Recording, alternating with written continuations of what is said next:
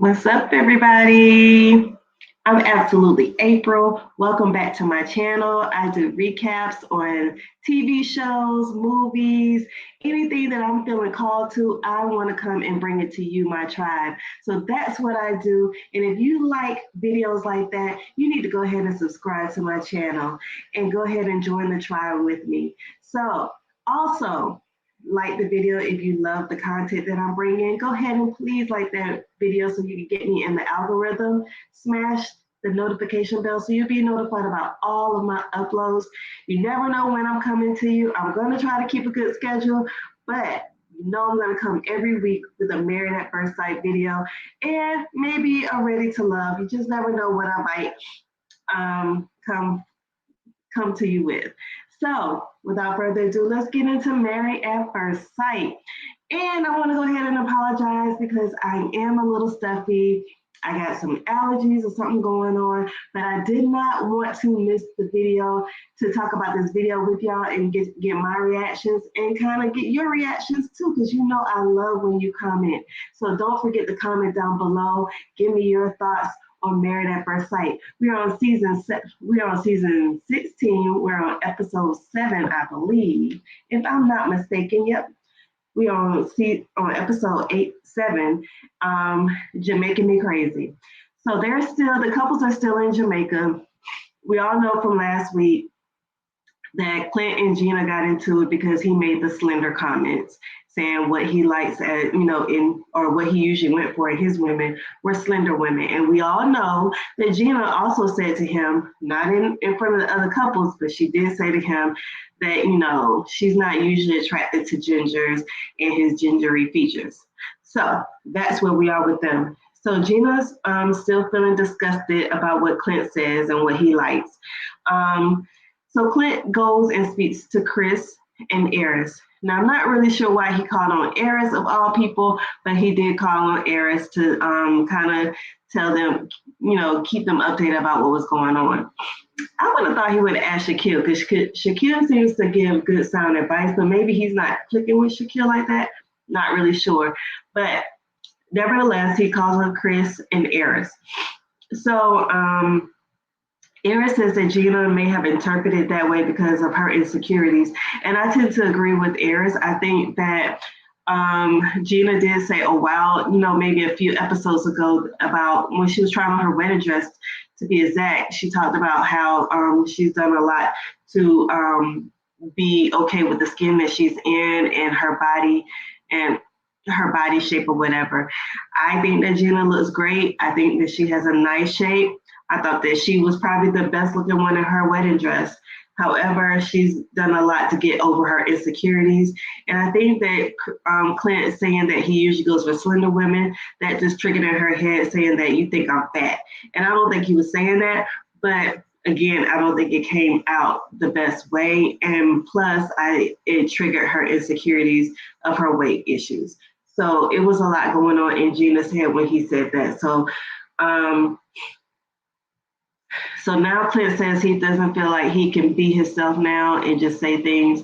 And Clint, you can be yourself, but you do need to be mindful of who you're talking to in your audience. You just don't want to come just because you're trying to keep it real and say things that, just that are true to you. You also are dealing with someone else, and this is your wife, and you want to make her feel as secure as possible, and you don't want to make her insecure. Now, also, Gina, you also should do the same thing for Clint because you don't know how he felt about being called a ginger and being called a red, saying he had gingery features because you also don't know what he had to deal with growing up, having those type of features. So I think it's a respect that has to go both ways with this couple. So Eris asked Clint, what could he have done differently?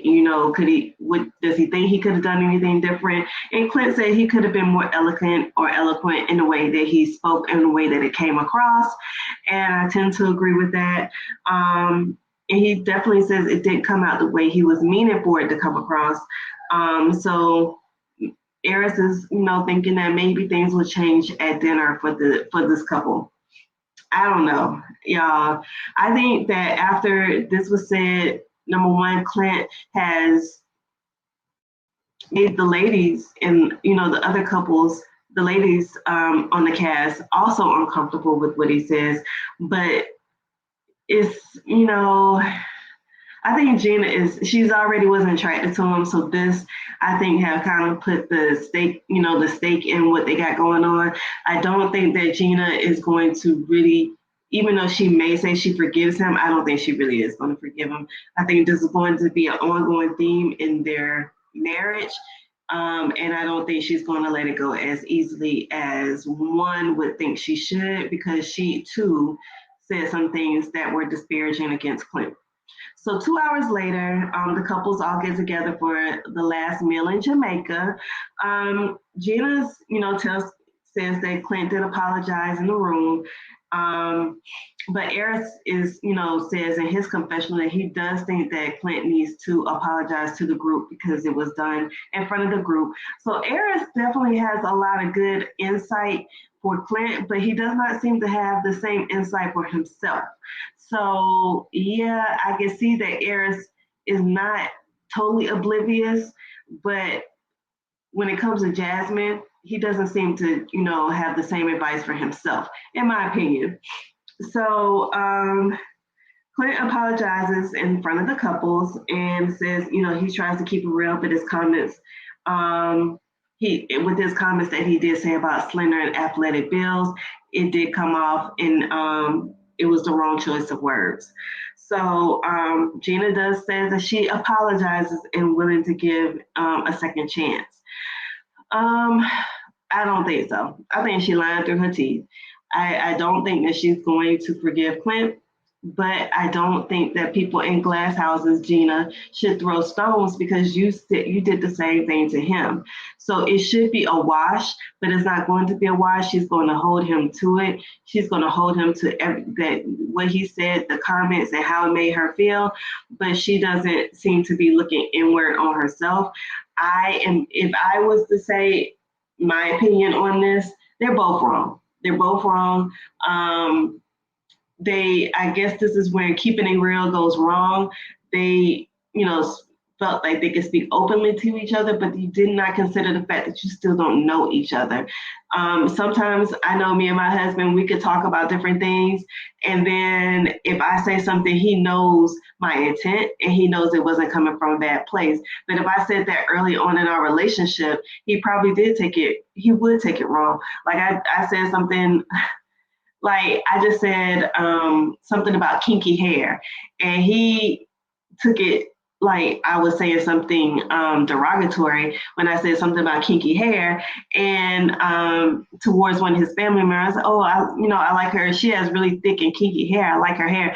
He took it, that I was saying that her hair was nappy and it was ugly. And I was like, kinky is not a bad word. I have kinky hair. So it was just that, he took the word to mean one thing, and then I was meaning it a whole different thing. We had just started dating, so he did not know that that was something that I wasn't saying, like you got some ugly nappy hair or anything. So that's just, it's just once you get to know each other, you can know where the other one is coming from, and they have just literally been day 6 of marriage, day 5 or 6 of marriage, and they're talking about slender builds and gingery features, and they don't know how the other one is really, they don't know the intent of the other party because they don't know them. So yeah, that's why you kind of need to kind of curtail this kind of conversation, kind of being accusatory, kind of keep it to yourself until you can kind of get through some of your feelings. And Aries is, I guess, trying to do the same thing for Jasmine,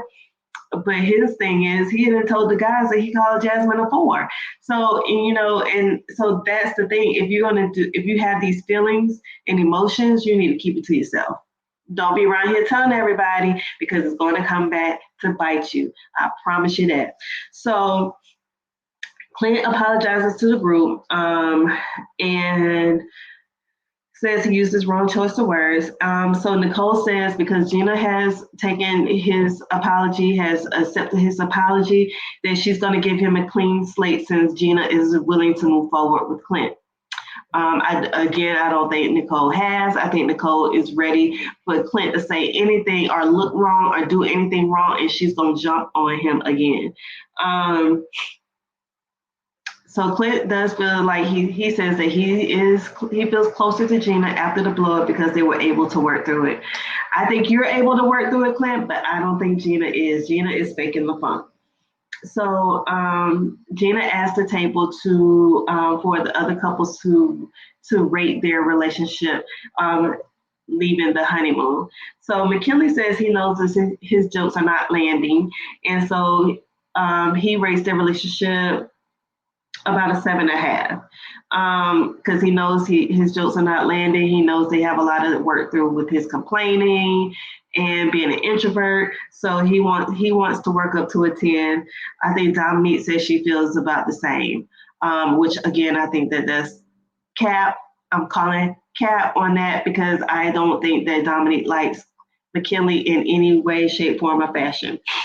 Um, Chris says, it's going better than he expected it to go, and he says that he gives it an 8.2, and Nicole's like, "Wow, I was gonna say an 8.2." So yeah, these two they are getting along so far. Nothing big, nothing too big is going on, but I do think that once their personalities really set in, I think they're going to have some issues. I think Nicole is going to get into, gets back to Nashville, get comfortable with her settings, and Chris is going to start rubbing her the wrong way. If I feel like it's going to be Chris that's going to rub her the wrong way.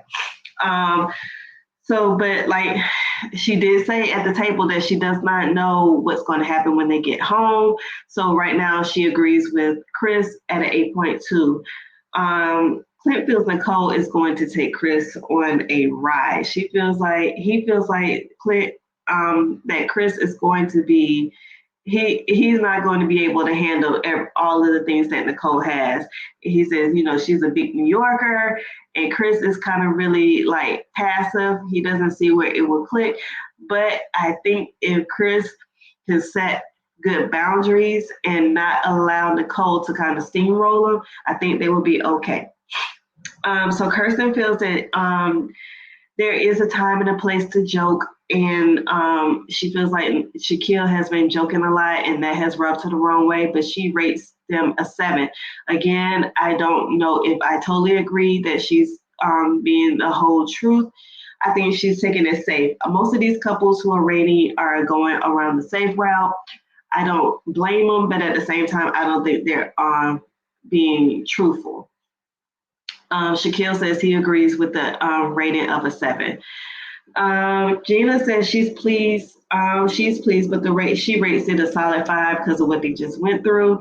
And Clint rates them at a 5.5. But he feels that they are in a healthier place.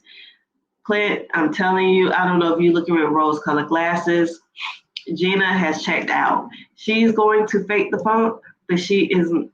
It's going to be an issue. I can already see it happening. It's going to be an issue. We all know at Married at First Sight, some couples, once they have a rift and honeymoon, it's hard for them to get back on track. Like Jasmine and I think, was it Mike? Like Jasmine and Mike at Boston, Jasmina and Mike at Boston. It's been a lot of couples. I can't think of them all right now, but sometimes when they hit that bump in the honeymoon, it's hard for them to get back on track. It's just really hard for them to get back on track. And I feel like that's going to be the same thing for Clint and Gina. So Jasmine feels they're good, but is concerned about him not falling in love. And Jasmine, I think you put 20 on 10. Stop being so concerned about him falling in love and just get to a point where you all work on attraction and chemistry and see where y'all can move through with that. Stop worrying about the falling in love. Falling in love will come as soon it'll come. If it's there, it'll come. But work on some other things and stop worrying about, like, you're putting the cart before the horse at this point. So she rates them a 7. She says a 7.5 or 8. Eris says a 7. Again, I think that Jasmine is looking at rose-colored glasses with Eris. I don't think that he is a 7.5 and 7. And then on top of that, in the after party, she tells Keisha that once they exchanged information and Instagram and social media stuff, found out they had a mutual friend in common that Eris had just had sex with 2 weeks prior to them saying that he was engaged. She knew the girl. And I think that happened around the same time of this dinner. And so you're gonna rate it a 7.5 after that? Like, Jasmine, come on now. Keep it real. Keep it real. I know you're trying to protect Aries and not making him look bad, but yeah, I think 7.5, 8 is a bit ambitious for y'all's relationship. Excuse me. Um so McKinley, says that he feels that people are lying as they flash back to Eris saying the 4 or 5. And I'm agreeing with McKinley. They are definitely lying. And it's more than Eris and Jasmine. It's some other couples that's lying. And Dominique, your wife, is lying too, McKinley. So yes. So Chris asked Eris if he think he could fall in love with Jasmine. So Chris, you know, was there to hear Eris is calling her a 4 or 5. And so Chris wants to ask the hard questions and say, well, can you see yourself falling in love with Jasmine? And so Jasmine, Eris says it's only been a week. And then Jasmine agrees. And Eris calls her out and says, well, you tried to make me feel crazy when I said that before, and now you're agreeing with me. So he really didn't get to answer the question because he picked a fight with Jasmine to kind of get the heat off of, answering that question. But in Eris's defense, I do agree. It's only been a week. Let's slowly get there. Let's see if we can get to attraction. Let's see if we can get there. But because he's not being honest with Jasmine about his attractiveness level with her, she doesn't really know. So she thinks that they're all good, and I don't think that she really realizes that he is struggling with his attraction to her.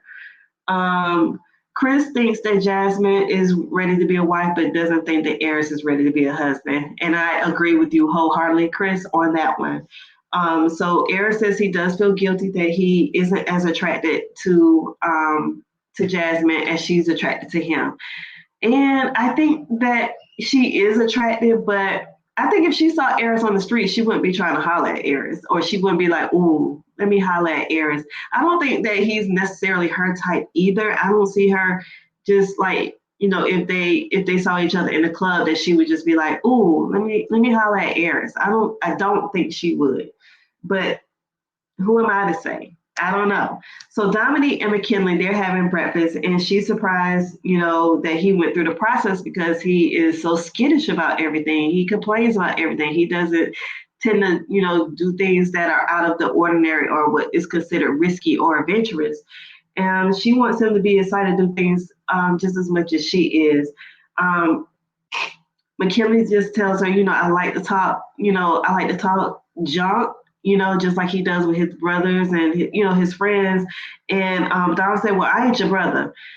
Dominique got an attitude problem, y'all. She has an attitude problem. Dominique is spoiled.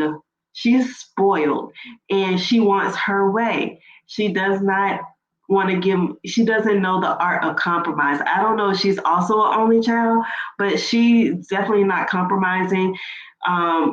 Yes, McKinley probably gets on that whole complaining. That does get on your nerves. You said it. Now you all can work on it, but what do you do for him? Because it seems like you always nitpick on what McKinley is doing that you don't like, but you don't tend to do things that he may like to do to kind of get to know him. Like, go into his life and see, maybe he wants to be a beach bum. So be a beach bum with him for a day and just see how that'll bring his walls down. Like, it's not all about you. You're spoiled. Your mom has spoiled you. Your grandma has probably spoiled you. And it's ridiculous at this point.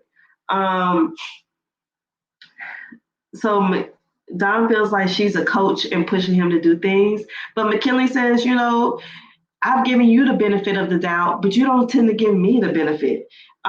It's your way or the highway, and that's not right. And I'm glad you finally spoke up, McKinley, and you have not just let her just, run all over you. I feel like Jasmine wants like this, I've been watching Yellowstone. I feel like she wants like a cowboy type. She wants like the cowboy type that is going to, be okay with adventure, that's going to kind of take um, the bull by the horns, that's going to be into hunting and stuff like that. That's the kind of guy she wants, and that's just definitely not McKinley. So, if anybody you need to blame, Dominique, you need to blame your mama because she is the one who set you up for the okie doke. She put you in a situation that you felt like you had to say yes to, and you know you weren't ready, and you know you didn't want to do this whole process. So there we go. So Dominique says dating Nashville has kind of made her hard, and she doesn't want him to feel attacked. Um, Perhaps, but you're only 25. You're only 25. So what could have happened to you that much that you are now have this hard shell? You are still young. You are not far out of college. You're still trying to understand things about yourself. Your 20s are meant to have fun. You should not have been in this process, and your mom should have known that this is not the time for you to be in this process, and stop rushing you along and just allow you to live your life the way you choose to live your life and not what she sees for you. And that's what the issue is. That's the crux of the issue. You allowed your mom to make a big decision for you, and you were not ready for it. So Chris is outside crying. And he says that, when I say he's crying, he ain't just like tears streaming down. I mean, he's boo hooing. Like, he's like, he is upset. And so Nicole comes out to find out what is going on with Chris. And so she's like, what's going on? What's happening? He says, I just found out our shared apartment does not only allows only two dogs. I have two dogs and you have a dog. So that means what am I going to do with my dogs? So he's up there, he's upset. Nicole has to kind of put her masculine hat on and saying like, okay, we're gonna figure this out. Don't worry, we're gonna figure this out. Don't get all upset. Let's come up with some solutions before we start getting upset. So, and I'm not knocking anyone who loves dogs. I like dogs. I'm not a big cat person, but I love dogs. I don't have any because I'm just not in a space to have a dog at this point. However, I think that this is indicative of how Chris is handles conflict, because instead of going to Nicole and said, let's think of some solutions, because I just found out this information. I did not realize the apartment will only allow two dogs. We need to figure something out because I have two, you have one, and I want this to work. Let's try to figure something out, put our heads together. And it was like he just automatically went to crying and being upset and emotional. And you could tell the way Nicole handles conflict is more logical. Let's figure this out. Let's take a breath and not just jump to the emotion so quick. So yes, I think that complements each other. But when Nicole wants to be emotional, she's going to need a man to kind of be that rock for her, someone that she can, lean on when she's upset, because now you've rocked her world, because now she has to figure out what's going on with her dog, and there's no one there really to comfort her at this point. There's no one there to comfort her because Chris is falling apart. So Nicole ends up calling her dad and asking him if she could watch her dog Charlie, and he said, "Well, I can bring him down to Florida." And she was like, "Well, I don't want to go down to Florida. I don't want him to go all the way to Florida because I'm going to miss him." So at the end of the day, I think her dad is going to come and stay at her home for a little bit while she's going through this process, and then they'll be able to incorporate Charlie, so he can get to know Chris's dogs. So I think that's going to be how they handle things. But I'm interested to see if Nicole is going to end up resenting Chris. Because like Justin ended up resenting Alexis for having to put Maya in doggy jail. So I think that Nicole could possibly end up resenting Chris. It could definitely be that way. And I don't know why Chris didn't choose to like compromise, because when Nicole gives him the plan, he's okay with it. And he's like, I can't have you doing that with with your dog. But he also didn't say, well, I'll find some family members to watch one of my dogs 1 week, and then I'll bring in the other dog, and the next week, and well, I'll rotate my dogs, and Charlie can just be there. He didn't make that. He didn't make that suggestion at all, and he's the one with the issue with the two dogs. Also, he says that that they have separation anxiety, but I feel like they both, the dogs and him, both have separation anxiety at this point. So I just don't know if I don't know how this is going to work. Like that would be a turn off for me because I'm your wife at this point, and I know you care about your dogs, but and I see you probably see your dogs like your child, but you didn't even care about me and my child. You just cared about your situation, your kids, and you and how you gonna feel. Because he was ready to drop Nicole after this whole situation. Like he was ready to, I ain't gonna be able to do this process if I can't have my dogs. Like, dang, like you was really gonna break up with me. You was really gonna, not deal with me and not come up with a solution. You were just ready to be done with it because of your dogs couldn't be a part of it. Like that was just off-putting to me. And I don't know if Nicole saw it that way. She probably didn't because in the after show, she was definitely defending Chris. Like when Keisha was laughing at the fact that Chris was, she said, I thought someone had died. And again, I thought someone had died too.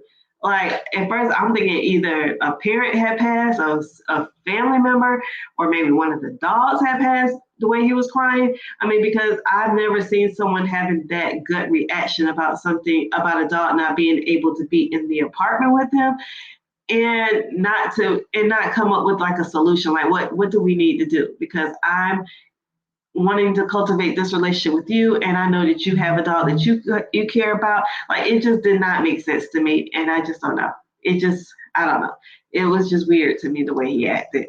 So comment down below. Am I tripping? Like, what do you think? Like, could he have compromised more, or do you think the compromise was fair? Let me know in the comments down below. So we're moving on to Eris. Eris and Jasmine have breakfast and they discuss, what went on at dinner. And he says, he felt that there's a shift after he said his rating was a little bit lower than her rating. Eris, I don't think there was no shift. I don't even think she, Jasmine was, feeling any type of way about your rating. I don't think she cared like that. It wasn't like you said, if you had said your real rating 4 or 5, she probably would have had an issue. But you said a 7 and she said like a 7.5, 8. So it wasn't that off. So it was just like, now you're trying to make something and make her feel some type of way about the whole situation. And it wasn't even that.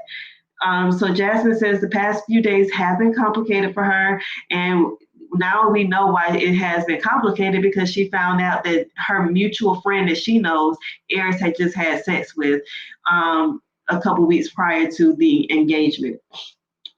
So Eris says he needed more time to process what he could do differently. So Jasmine says, she can't expect him to feel like she does, and she's going to choose to give him grace. Eris says, he just feels more of a friend vibe from Jasmine. He has more of a friend vibe. He says he knows he can count on her, and but wants the continued grace and to get to that point in their relationship when he feels more attracted to her. Now, one thing, I'm all good with grace. Everybody needs grace at some point, but I think that Jasmine, if you give Eris too much grace, he's going to take advantage of it. He's going to take advantage of all of your grace. And he's going to keep bringing up, you're supposed to give me some grace. He's going to keep throwing that up to you. You're going to have to set some boundaries when it comes to Eris, because he is the type of person who will take, and will not give. And I'm hoping that that isn't the case, but I don't think that I think Eris in his mind is already at decision day, but he's going to keep going on with this process. That's what I think. And the fact that he said on the show, he said, I know that you will wipe my dirty butt and blah blah blah. Like, dude, you don't know I'm gonna wipe your dirty butt. Like, that's nasty. Like, it's just, and he wouldn't do the same for you. Jasmine. So that makes even bigger deal. Like I get it, but Eris is just a taker. He doesn't care about anybody but himself. So I don't think Eris was ready to get married at all. So Nicole and Chris speak to the producers, and they have agreed that Charlie will be at her house with her dad. I feel like it's unfair, but that's between Nicole and Chris. We're gonna see how that fares and how it works because I don't want I don't want Nicole to make this decision, trying to be the bigger person, and then she ends up resenting Chris over this. Um, Kirsten tells Shaquille that he's been messy lately, and but Shaquille lets her know like when I'm at home, I'm really much of a neat freak. He said I came to vacation. He said, but when I'm at home, my stuff is in color coordinated. Is in everything has its place. So I'm very very neat. So I wonder if that's going to, how that's going to work with Kirsten if she's not as neat as Shaquille. Um, Eris is curious to see how he would adjust, living with a person since he's never lived with anyone. And I don't see it being a good thing because now, I'm an only child, but I've had roommates. I went to college and I had roommates. I was out in the world and had roommates. So I know what it is to live with someone and to share. And he says he's never lived with anyone, having had a roommate. This is going to be interesting and it's just going to bring out the brattiness in Eris. I could just see it. And I blame his mom. Dominique shades McKinley and says hopefully when we get back home he will be more comfortable in his bubble. That's what she says. Excuse me, y'all. So yeah, she said, maybe he'll be more comfortable when he's back in his little bubble when we get back home. So that was definitely shade. So all the couples end up riding back to the airport together, and they're on their way back to Nashville. So Eris, they're back in Nashville, going to see their shared apartments. As Eris and Jasmine walk up to the apartment, he sees their apartment number is 313. And he said that that's a good omen because my dad's from Detroit, and Detroit's area code is 313. So, he's getting good vibes about the whole thing. I don't know. I don't know about Eris. So he says, well, as they're unpacking some stuff and looking at what Married at First Sight has given them, they have more matching stuff, like the matching cups and everything. He said he's tired of seeing all the matching stuff. He's kind of over it. I get it, but they're wanting to get you excited about being married, Eris. That's what they're trying to do. Get you have hubby and wife shirts, have Mr. and Mrs. cups, things like that. That's cute. Ugh, gets on my nerves. So Jasmine said, not Jasmine, Gina says she knows it's going to take time for love to grow with Clint. They have been, they have to keep watering their relationship. And so Clint, asked about Hank, and she said, "Well, Hank is gonna have to go with you because he can't come with me to the salon, so he's gonna have to go to work with you." So good thing Clint doesn't have an issue. He likes dogs, but you can't just put your dog off on somebody else. That's not his dog. I mean, the best thing would be to ask him, how do you feel about Hank coming with you to work? If not, Hank will have to be going to the border because what does Hank do now when you're at the salon? If he's not allowed at the salon, Gina, like, damn, Gina. Like for real, like you just don't throw somebody on something. You ask them how they feel about it. Like that's just to me, that's just too presumptuous and that's just rude, in my opinion. So Shaquille asks Kirsten, how organized her closet is, and she says, it's a mess. So I don't know if that's going to be an issue for them. Shaquille says they have to learn each other's living styles. Kirsten knows she has to make Shaquille feel more wanted in their relationship. So she's going to try to work on that. And as they get in bed, he gives her a little forehead kiss. So clearly, they're still not kissing on the lips. I don't know when they're going to get to the kissing of the lips, but right now, Kirsten is holding strong on not having his lips touch her lips. So Nicole asks Chris if he's nervous about anything. Chris just, wants to communication, and he doesn't want a lot of drama. So he wants them to be able to communicate effectively without all the drama. Nicole doesn't want the household habits to be an issue. She asks if he loves her, and he says not yet. I don't know why you keep asking him this, Nicole. I really, really don't. So McKinley says that he's happy to, having more space. He doesn't want to bother her when he gets up early. So I guess he's an early riser and Dominique isn't, and that caused, like he could tell that irritated Dominique in Jamaica when he would get up and start, bumping around and, moving around. So now he says, I can go into the living room and not bother her when she wants to sleep a little bit longer. So Dominique asked if he's ever lived with someone, and he said, I had a girlfriend staying like about 3 to 5 nights out of the week, at my house. Just like, but you didn't sign a lease.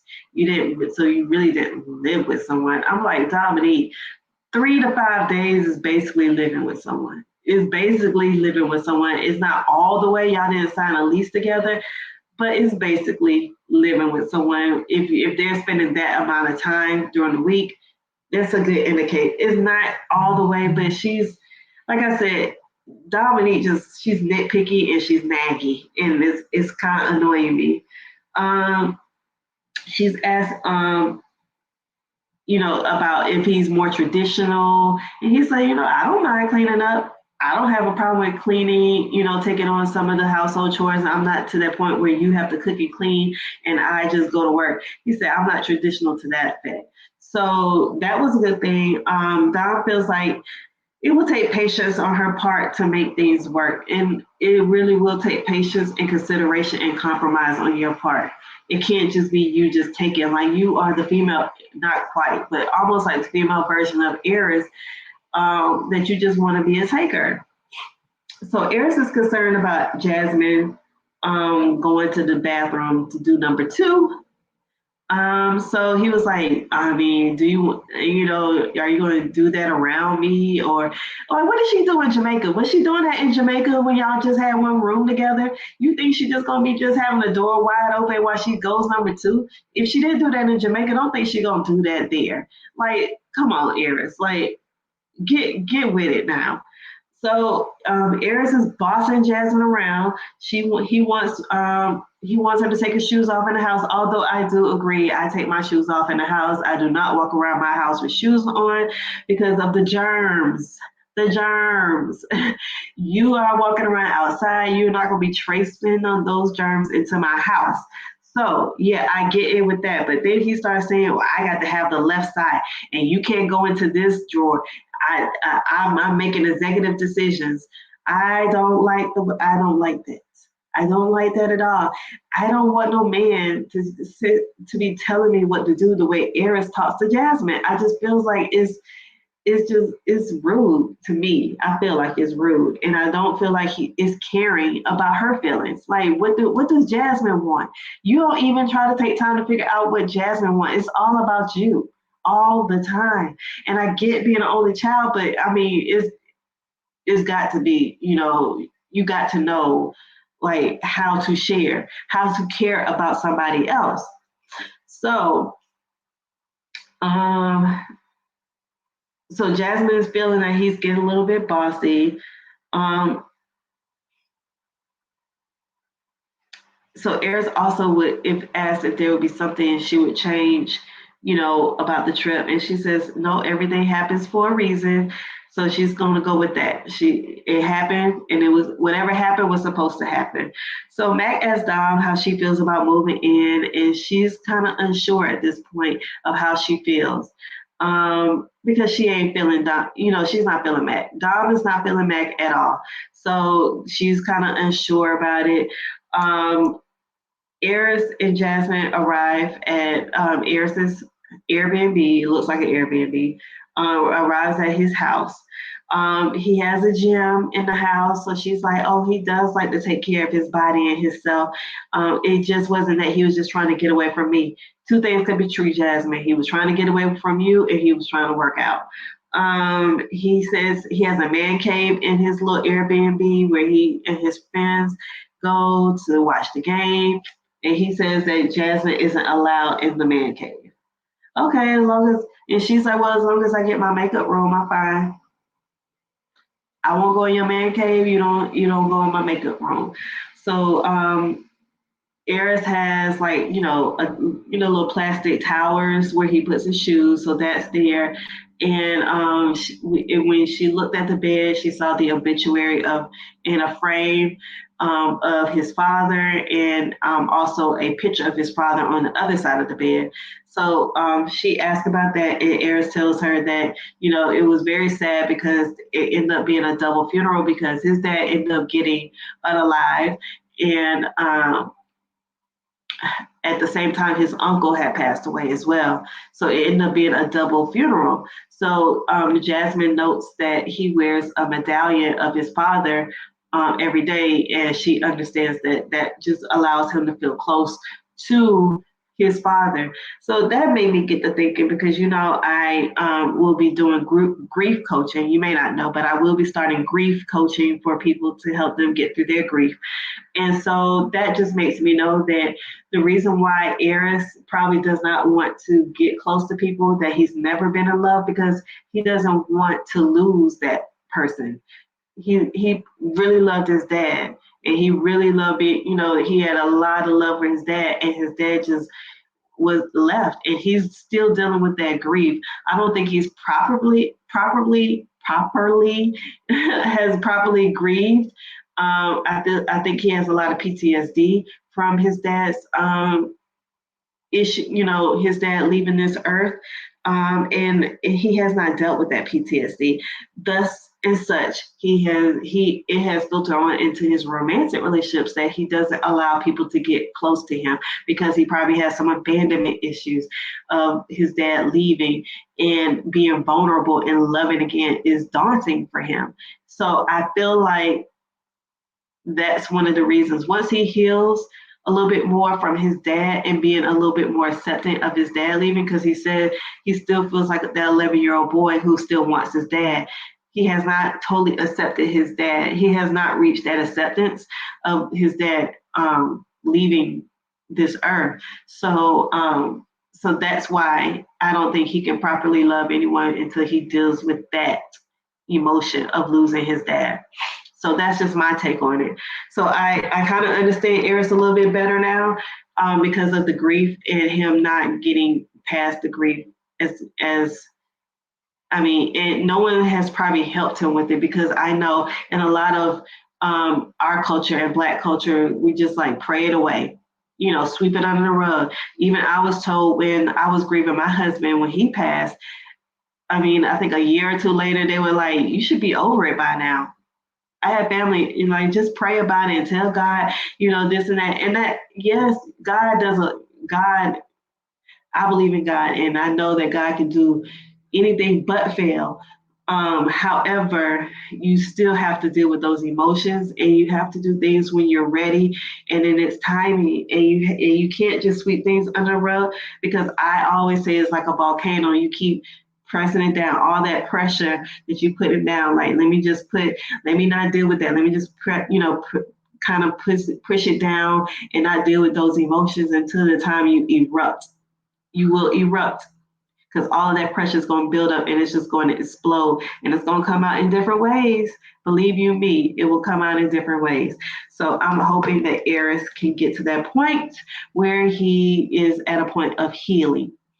So Dominique goes to McKinley's house, and she sees that he's living in the basement with someone, with the friend's parents' basement, and she doesn't like that.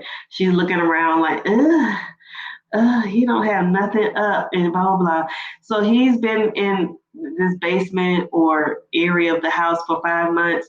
I said in another another one of my reviews that I feel like he really moved to Nashville to be a part of the Married at First Sight cast. I feel like that's his big reason on coming here, and that's why he has not laid down roots, because he was going through this process.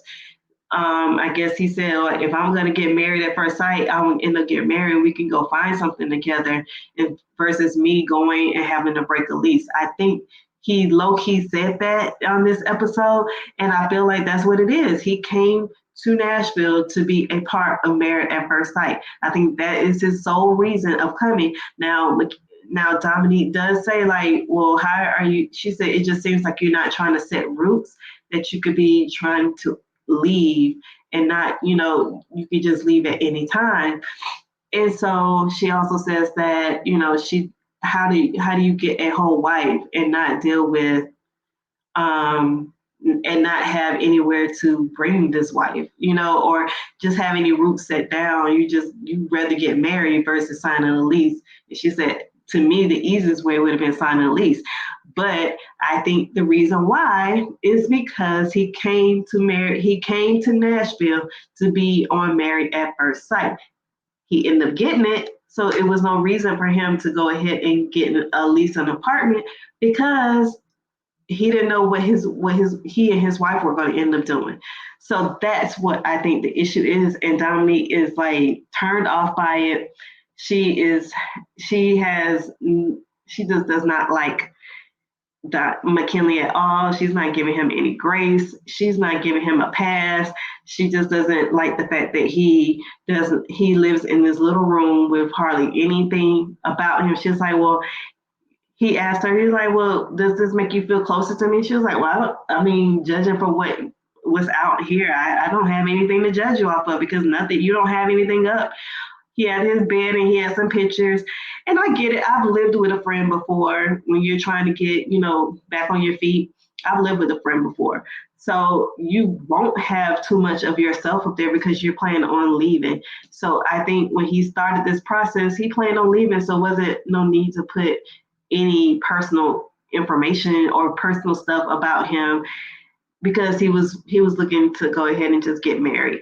So that's what I see. And that was the end of the show. So comment down below. What do you think of this episode? It was kind of like, it wasn't too much, but I did have some thoughts on certain things. Of course, Eris and Chris, they were my number ones. And the whole thing with Clint and Gina, I feel like is a little bit too much at this point. Like they both need to forgive each other and move on at this point because you were both wrong. So that's how I see it. Comment down below. What do y'all think about this episode? What do you think about some of the things I said? Do you agree or disagree? It's all good because we are a part of the tribe together. So we're not going to all believe the same things, but we can all respect each other in the comments. So nevertheless, before I sign off, please, please, please don't forget to hit the subscribe button. If you made it this far, then you should have already hit that like button. Share this video with another Married at First Sight fan so they can also be included in the comments and in the conversation because I know you all have some thoughts.